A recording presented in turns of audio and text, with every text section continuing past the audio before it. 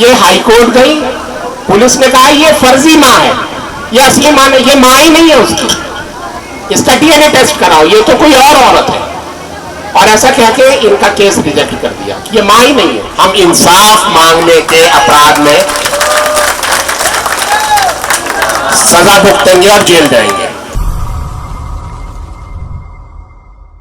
हम लोग छत्तीसगढ़ में 1992 में गए थे। हमने वहां एक आश्रम शुरू किया था।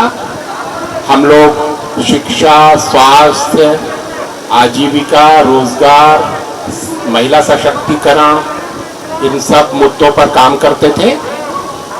और सर्वोच्च न्यायालय का एक संगठन है जिसका नाम है नालसा, उसमें हम मेंबर थे।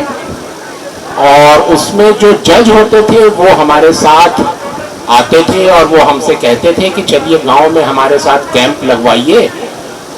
और उसमें गांव वालों को समझाते थे जज साहब, और हमसे भी कहते थे कि आप भी समझाइए स्थानीय भाषा में कि अपनी गरीबी को अपनी न्याय प्राप्ति की राह में बाधा मत बनने दीजिए। यदि आपके साथ अन्याय हो तो अदालत आइए। तो हम लोगों ने जज साहब की बात मान ली और बस्तर में बड़ी कंपनियों के लिए जमीनें छीनने के लिए सरकार ने वहां 5000 गुंडों को इकट्ठा किया और उनको 303 की राइफलें दी और कहा कि तुम लोग स्पेशल पुलिस ऑफिसर हो और तुम्हारा काम है कि ये गांव खाली करवाओ। और उनके साथ सीआरपीएफ लगा दी। इन लोगों ने वहां गांव पर हमले शुरू किए, गांव वालों के घर जलाए, उनकी फसलें जलाई, उनका घरों में रखा अनाज जला दिया, पानी के स्रोतों में जहर मिला दिया और इस तरीके से 650 गांव को जला दिया। और इसे नाम दिया सलवा जुर्म। ये 2005 में किया सरकार ने। सुप्रीम कोर्ट ने बाद में इसे गैरकानूनी घोषित किया और उसे रोकने का आदेश दिया। लेकिन फिर ग्रीन हंट के नाम से सरकार आदिवासियों को मारने का अभियान चलाए रखी। उसी दौरान वहां गोमपाड़ गांव में सीआरपीएफ की कोबरा बटालियन, एसपीओ और छत्तीसगढ़ पुलिस ने मिलकर 16 आदिवासियों को तलवारों से और गोलियों से मार डाला, काट डाला। उसमें 1.5 साल का करटन सुरेश एक बच्चा था जिसकी 3 उंगलियां पुलिस वालों ने काट दी थी। वो बच्चा आज हमारे बीच आया है, अभी वो बड़ा हो गया है। ये सुरेश है, ये पापा आगे करटन सुरेश है। इसकी ये 3 उंगलियां पुलिस ने काट दी थी। तो कई तो और इसके साथ हम सुकड़ी है। सुकड़ी के पति बाजार से चावल लेकर लौट रहे थे, साइकिल पर थे। पुलिस ने उनको पकड़ा, थाने में ले गए, पत्थर से उनका सिर कुचल दिया, उनको मारकर थाने में ही दफन कर दिया, कभी लाश भी नहीं दी। और 2018 में सुकड़ी का बेटा जो इनकी पति की हत्या के समय 1.5 साल का था, पैदा घुटनों घुटनों चलता था, 10 साल का हुआ तो उसके सुकड़ी के बेटे को भी पुलिस ने गोली से उड़ा दिया। 10 साल के बच्चे को भी मार दिया 2018 में। इसके साथ हमारे साथ लक्ष्मी है। लक्ष्मी की बेटी मणकन हिड़मे को 2016 में सुरक्षा बलों ने पकड़ा, बलात्कार किया, हत्या कर दी, गोली मारी और उसके बाद नक्सलियों की वर्दी पहना दी। इनकी बेटी के शरीर में तो गोलियों की छेद थे लेकिन वर्दी में एक भी छेद नहीं था, यानी मारने के बाद वर्दी पहनाई गई। ये हाईकोर्ट गई, पुलिस ने कहा ये फर्जी माँ है, ये असली माँ नहीं, ये माँ ही नहीं है उसकी, इसका डीएनए टेस्ट कराओ, ये तो कोई और औरत है। और ऐसा कह के इनका केस रिजेक्ट कर दिया कि ये माँ ही नहीं है। इसी तरीके से ये जो गोमपाड़ के 16 लोग मारे गए, इनका मुकदमा 2009 में हमने सुप्रीम कोर्ट में डाला। अब 13 साल बाद सुप्रीम कोर्ट ने कहा कि आप लोग झूठ बोल रहे हैं। बताइए ना।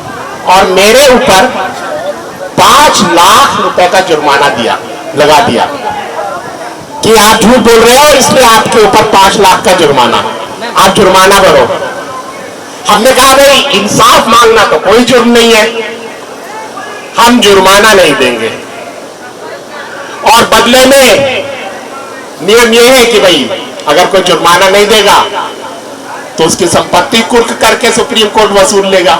मैंने कहा मेरे पास संपत्ति नहीं है, मेरे पास ना तो मकान है ना जमीन है। हमने तो जिंदगी की शुरुआत में ही फैसला कर लिया था कि दुनिया में जितनी भी जमीन है सब समाज की है, इस पर व्यक्तिगत मलकियत अपराध है, तो हम अपनी कोई जमीन नहीं लेंगे। तो हमने कहा हमारी तो जमीन ही नहीं है ना मकान है, तो तीसरा रास्ता हमारा जिस्म है, इसे कैद कर लो, इसे जेल में डाल दो। तो 11 तारीख को 4 हफ्ते पूरे होंगे, 4 हफ्ते का वक्त दिया है सुप्रीम कोर्ट ने कि जुर्माना भरो, नहीं तो 5 लाख, नहीं तो जेल में डाला जाएगा। तो हमने कहा ठीक है, हम हंसते हंसते जेल जाएंगे, हम इंसाफ मांगने के अपराध में सजा भुगतेंगे और जेल जाएंगे। तो आज हमारे ये बस्तर के साथी दिल्ली आए हैं ये कहने के लिए कि सुप्रीम कोर्ट अगर इंसाफ नहीं करेगा आदिवासियों के साथ, तो इस देश का जो न्याय व्यवस्था है उस पर सवाल खड़े हो जाएंगे। ये जो जजेस ने फैसला दिया है, ये दरअसल न्यायालय का अपमान किया है, न्यायालय की अवमानना जजों ने करी है, अदालत की तौहीन जजों ने की है। ये अदालत जनता की संस्था है, इसका काम इंसाफ करने का है। अगर कोई जज सत्ता से डरकर या लालच में, किसी पोस्टिंग के लालच में नाइंसाफी करता है, गलत फैसला देता है, अन्याय करता है, तो वो अदालत की बेइज्जती कर रहा है। हमारा मानना है कि ये फैसला अदालत की बेइज्जती है, इसलिए ये हमारे आदिवासी साथी रिव्यू पिटीशन फाइल करेंगे, और अभी रिव्यू पिटीशन यहीं आएगी, यहीं सबके सामने ये उस पर दस्तखत करेंगे, वो रिव्यू पिटीशन फाइल होगी, और हम इंसाफ के लिए फिर से मांग करेंगे कि सुप्रीम कोर्ट अपना फैसला बदले। इसके बाद ये लोग राष्ट्रपति, जो पहली महिला आदिवासी प्रधानमंत्री बनी, राष्ट्रपति बनी है, ये उनसे भी मिलेंगे और उनसे भी इंसाफ की गुहार करेंगे, क्योंकि भारत के राष्ट्रपति को संविधान ने आदिवासियों के हितों का संरक्षक नियुक्त किया है। हम कहेंगे कि आप अपने उस अधिकार का इस्तेमाल करें और इनके साथ होने वाले अन्याय में हस्तक्षेप करें। तो मैं चाहूंगा कि लक्ष्मी, जो मड़कम हिड़मे की माँ है, वो बताएं कि उनके बेटी के साथ क्या हुआ, उनकी लड़ाई क्या है। मैं अब उनके सामने माइक रखता हूं।